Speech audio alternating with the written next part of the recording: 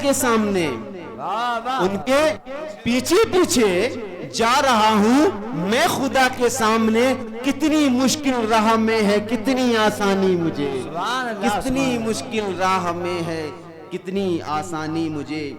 ایک آواز تو اس لائق نہیں ہے، لیکن میں نعت شریف پڑھنے کی سعادت حاصل کرتا ہوں۔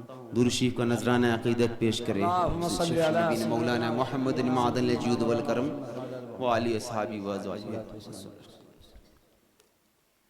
زہرا کے بابا سنے التجا، سبحان اللہ، زہرا کے بابا سنے التجا، مدینہ بلا لیجئے،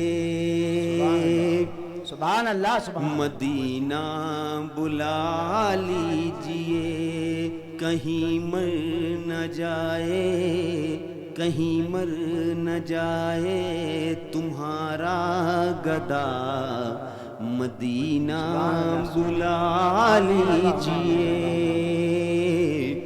مدینہ بلا لیجئے۔ ستاتی ہے مجھ کو رلاتی ہے مجھ کو یہ دنیا، بہت آزماتی ہے مجھ کو، ستاتی ہے مجھ کو رلاتی ہے مجھ کو یہ دنیا، بہت آزماتی ہے مجھ کو، ہوں دنیا کی باتوں سے ٹوٹا ہوا، مدینہ بلا لیجئے۔ ہم سب مدینہ شریف جانا چاہتے ہیں، کوئی ایسا ہے جو مدینہ شریف نہیں جانا چاہتا ہو؟ اور پھر وہ رمضان کا مہینہ ہو، سرکار کی بارگاہ میں افطار کرنے اپنے ذہن کو مدینہ شریف کی بارگاہ کی طرف لے جائیے، اپنی توجہ کو مدینہ شریف کی بارگاہ کی طرف لے جائیے، اور یہ سوچئے کہ رمضان کا مہینہ ہے اور آپ سرکار کے روزے پر بیٹھے ہیں، آپ کے ہاتھوں میں اجوا کھجور ہے، آپ کے ہاتھوں میں زمزم کا گلاس ہے، اور آپ بیٹھ کے روزہ افطار کر رہے ہیں۔ شاعر نے کیسے شعر میں کہا ہے تو آپ سماعت فرمائیں۔ وہ رمضان تیرا، وہ دالان تیرا، وہ اجوا وہ زمزم یہ مہمان تیرا، وہ رمضان تیرا، وہ دالان تیرا، وہ اجوا وہ زمزم یہ مہمان تیرا، تیرے در پہ افطار کا وہ مزہ، مدینہ بلا لیجئے۔ درود شریف کو نظر آئے کہ اللہم صلی علی سیدنا مولانا محمد وعلی آل محمد وسلم۔ وقت بہت کافی کم ہے، میں سرکار کی آمد کا مہینہ ہے، اور ہم سب عاشق رسول اللہ صلی اللہ تعالیٰ علیہ وسلم ہیں۔ ہمارے ماں باپ ہماری سرکار کی جوتیوں پہ قربان، ہماری اولادیں ہمارے سرکار کی جوتیوں پہ قربان، ہماری شانیں ہمارے سرکار کی جوتیوں پہ قربان، ہماری جانیں ہمارے سرکار کی جوتیوں پہ قربان۔ سرکار لوگ کہتے ہیں کہ میلاد منانا کہاں سے جائز ہے؟ میں آج آپ کو ایک ایسا واقعہ سناتا ہوں کہ میلاد آپ کو پتہ چلے گا کہ میلاد کون کون مناتا ہے۔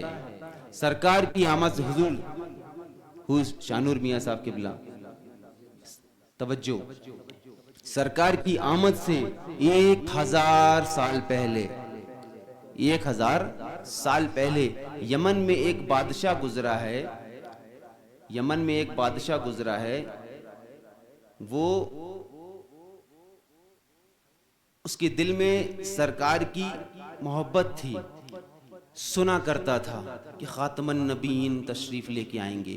اس کا نام تھا طبہ الاول، تو اسے سفر کرنے کا بڑا شوق ہوا کرتا تھا۔ جب طبہ الاول نے سفر کرنا شروع کیا تو یمن سے سفر کرتے کرتے وہ مدینے کی وادیوں میں پہنچا، اور مدینے کی وادیوں میں جب پہنچا تو اس کے اندر ایک اچھی بات یہ تھی کہ جب وہ سفر کرتا تھا تو سفر کرنے کے درمیان اپنے ساتھ علماء دین کا ایک جمع غفیر لے کے چلتا تھا۔ بعض جگہ آیا ہے کہ وہ 400 علماء اہل حق اس کے ساتھ میں تھے، بعض جگہ آیا ہے کہ 4000 علماء حق اہل اس ساتھ میں تھے۔ تو مدینے کی جب وادیوں میں ایک چشمے کے کنارے پہنچا تو وہاں جانے کے بعد اس نے کھجور کے درخت وغیرہ دیکھے، اور تو وہاں کہا اپنے سب ساتھیوں سے کہا آج رات یہیں قیام کریں گے۔ تو سب نے رک کے قیام کیا۔ قیام کرنے کے بعد وہاں جو علماء دین جو ان کے ساتھ جو عالم دین تھے انہوں نے کہا چلیے ہم گھومنے نکلتے ہیں۔ تو رات کے اندھیرے میں جب وہ گھومنے نکلے تو گھومتے گھومتے دیکھتے ہیں کہ چشمے کے کنارے میں ایک خطے سے نور آسمان سے زمین کی طرف آ رہا ہے، ایک خطے سے زمین سے آسمان کی طرف نور جا رہا ہے، آسمان سے زمین کی طرف نور آ رہا ہے۔ تو ان لوگوں نے کہا یہ کیا ماجرا ہے؟ جب اس ماجرے کو انہوں نے وہاں پہ دیکھا، دیکھنے کے بعد اپنی کتابوں کو کھولا اور آپس میں بحث و مباحثہ ہوا، آپس میں بات چیت ہوئی، آپس میں کنورسیشن ہوا، ہونے کے بعد پتا چلا کہ یہ وہ جگہ ہے جہاں پر خاتم النبیین تشریف لائیں گے اور آپ کی آخری آرام گاہ بنائی جائے گی۔ سبحان اللہ سبحان اللہ سبحان اللہ، واہ واہ واہ واہ۔ یہ وہ جگہ ہے جہاں سرکار تشریف فرمائیں گے، سرکار خاتم النبیین تشریف فرمائیں گے، یہاں آپ کی آخری آرام گاہ ہوگی۔ تو پھر سب لوگ بادشاہ طبہ کے پاس تشریف لے گئے۔ تو کہنے لگے کہاں آپ لوگ گئے تھے؟ کہنے لگے حضور ایسا ایسا ماجرا ہے کہ اب ہم یہاں سے مدینہ شریف سے چھوڑ کے نہیں جائیں گے۔ تو انہوں نے کہا بھائی کیا ہوا، ایسا کیا لگا آپ کو؟ مدینے کا پانی میٹھا آپ کو پسند آ گیا، یہاں کی کھجوریں آپ کو پسند آ گئی؟ بولے حضور مجھے کھجوریں بھی پسند آئی ہیں، پانی بھی پسند آیا ہے، لیکن میرے رکنے کی وجہ یہ کھجور اور پانی نہیں ہے، میرے رکنے کی وجہ حضور کچھ اور ہی ہے۔ تو بولے کیا تمہاری رکنے کی وجہ ہے؟ تم چلو میرے ساتھ۔ بولے حضور آپ بغلے میری اس دھڑ کو گردن سے الگ کر دیں، لیکن ہم لوگ یہاں سے اب نہیں جائیں گے۔ تو طبہ بولا ایسا کیا ہے یہاں پر جو تم یہاں سے جانا نہیں چاہتے ہو؟ تو فرمایا کہ یہاں پر ایک جگہ ایسی ہے جہاں پہ خاتم النبیین ختم الرسول تشریف لائیں گے اور وہاں پہ آپ کی آخری آرام گاہ بنائی جائے گی۔ تو کہنے لگے وہ جگہ مجھے بھی دکھاؤ، تم کیا ثابت کر سکتے ہو کہ یہاں پہ ایسا ہوگا؟ کہتے ہیں ہاں ہم ثابت کر سکتے ہیں، ہم نے اپنی کتابوں کا مطالعہ کیا، آپ پچھلے انبیاءوں کے قولوں کا مطالعہ کیا۔ تو وہ بادشاہ جب گیا اس نے دیکھا اس نور کو، طبہ نے دیکھا کہ وہ نور وہاں سے نکل رہا ہے، تو بولے تم ہی نہیں اب ہم بھی یہاں سے نہیں جائیں گے۔ بولے اب تم بھی نہیں ہم بھی نہیں، یہاں پہ بولے سب کے گھر تیار کیے جائیں، سارے لوگوں کے عالم دین کے ان کے لوگوں کے گھر تیار ہونے لگے۔ بولے ایک گھر دو منزلہ بنائیے، باقی سارے گھر ایک منزل کے بنائے جائیں گے۔ جب 1 سال لگی، 1 سال کے بعد وہ جب سارے گھر تعمیر ہو گئے، تعمیر ہونے کے بعد جو علماء کی جماعت تھی، علماء کی جماعت سے طبہ نے کہا کہ ایک کام کرو اب تم یہیں رک جاؤ، تم یہیں رک جاؤ اور میں آگے سفر کو نکلتا ہوں۔ اور ہاں سنو، یہ خط ہے، یہ خط ہے جو پیارے آقا صلی اللہ تعالیٰ علیہ وسلم کو غلام کی طرف سے پیش کر دینا۔ تو وہ جو عالم دین جن کو دیا تھا وہ کہنے لگے حضور کوئی میں جب تک زندہ رہوں گا کیا پتا وہ کب تشریف لائیں گے۔ بولے تو اپنی اولاد کو وصیت کر کر جانا۔ بولے نہیں، تو بولے وہ اس کی اولاد کو وصیت کر کے جائے، میں یہاں سے جا رہا ہوں، اور یہ 2 منزلہ محل جو میں نے بنایا یہ میں نے سرکار کے لیے تیار کیا ہے۔ ابھی آپ کے سمجھ میں یہ واقعہ نہیں آ رہا ہوگا، میں جیسے ہی ابھی تھوڑا اور آگے بڑھوں گا آپ کے ذہنوں میں آنے لگے گا، کیونکہ ابھی یہ واقعہ آپ کے لیے نیا ہے۔ تو جب سرکار کی ہجرت کا وقت آیا، سرکار مدینہ شریف، مکہ شریف سے جب سرکار مدینہ شریف ہجرت کر کے آ رہے تھے تو لوگ انتظار میں، جو انصار تھے وہ انتظار میں لگے ہوئے تھے کہ سرکار کب تشریف لائیں گے، سرکار کب تشریف لائیں گے، سرکار کب تشریف لائیں گے۔ لوگ گھوڑوں کو دوڑایا کرتے تھے، کہتے تھے دیکھو کوئی گرد و غبار نظر آ رہا ہے کیا، کوئی گرد و غبار نظر آ رہا ہے؟ جسے ہمارے مدینے والے اتنے زیادہ دیوانے تھے سرکار کی آمد کے کہ لوگ روڈوں پہ کھڑے رہتے تھے۔ ایک گھڑ سوار نے بتایا کہ ہاں آگے چل کے دھول اٹھ رہی ہے، وہاں سے گھوڑوں کی ٹاپ کی دھولیں یا اونٹ کی ٹاپ کی دھولیں دکھ رہی ہیں۔ تو آپ نے سنا ہوگا کہ سرکار پھر تشریف لے کے آئے مدینہ، تو مدینے کی بچیوں نے طلع البدر علینا پڑھنا شروع کیا، تمام لوگوں نے سرکار کا استقبال کیا، جو جیسے استقبال کرنا چاہتا تھا، کچھ لوگ کرتب دکھا کے استقبال کر رہے تھے، جو جیسے استقبال کرنا چاہ رہا تھا تو وہ سرکار کی آمد کا ویسے استقبال کر رہا تھا۔ لیکن سرکار کو ہر بندہ چاہتا تھا، ہر شے وہاں کی چاہتی تھی کہ سرکار ہمارے گھر تشریف لے آئے، سرکار ہمارے گھر رک جائیں۔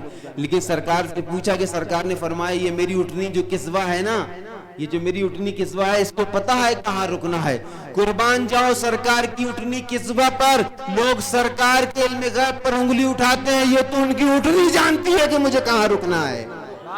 सरकार में का इल्म का गैब तो छोड़ दीजिए आप, कि सरकार की उठनी को पता है कि उसे कहाँ रुकना है। उठनी चलती रही चलती रही चलती रही, चलते चलते एक 2 मंजिला मकान के बाहर रुक गई जाकर। वाह वाह वाह सुभान अल्लाह। एक 2 मंजिला मकान के बाहर रुकी, उसी के जस्ट सामने सैयद हजरत अय्यूब अंसारी का घर था। जब अय्यूब अंसारी भागते हुए आए, घर में एलिया से कहा कि सरकार तशरीफ ले आए हैं, सरकार की उठनी रुक गई है, कालीने बिछाना जो भी करना था, बेचारे गरीब थे, करते रहे लगे रहे। उसके बाद जब सरकार तशरीफ लाए तो सरकार से कहने हुजूर तशरीफ ले आइए, कहने लगे अय्यूब अंसार जुमले पर गौर करें। बोले अय्यूब अंसार मैं तुम्हारे घर तो बाद में तशरीफ लाऊंगा, पहले मेरे आशिक तुब्बा का खत तो मुझे दे दो। 1000 साल पहले 1000 पहले तुब्बा वो खत दे के गया था। सरकार क्या फरमा रहे हैं कि मेरे आशिक तुब्बा का खत तो तुम मुझे दे दो। तमाम शय आई, तमाम लोग आए, तमाम ऐसे मरदूद आए जो सरकार के चर्चे को घटाने की कोशिश की, सरकार की रिफातों को घटाने की कोशिश की, सरकार की अजमतों को घटाने की कोशिश की, सरकार की अजमतों को आज नहीं, आज से लेके सुबह क़यामत तक मर जाएंगे सर पटक पटक कर, कुत्तों की मौतें मरेंगे। न सरकार का चर्चा कल घटा था न आज घटा है। इमाम अहले सुन्नत फरमाते हैं न घटा है न घटेगा कभी चर्चा तेरा, मिट गए मिटते हैं मिट जाएंगे आधा तेरे, न मिटा है न मिटेगा कभी चर्चा तेरा। अस्तगफिरुल्लाह रब्बी मिन कुल्लि ज़ंबि व अतूबु इलैह।